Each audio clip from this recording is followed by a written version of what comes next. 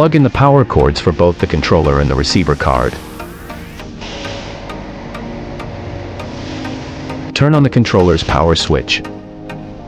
Plug in a network cable to the control box and connect the other end to the receiver card. Plug in another network cable to the control box and connect the other end to the computer. Plug in a DVI cable to the control box and connect the other end to the computer. Open LED set on the computer. Connect controller. Connect receiver card.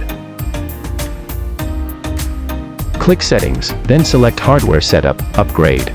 Enter the password.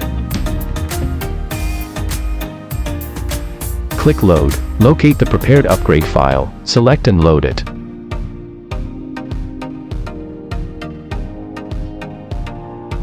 Click Check. Click Upgrade.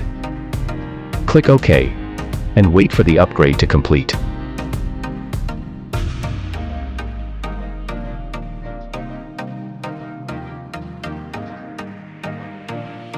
After the upgrade is complete, return to the LED set interface, click Screen Configuration.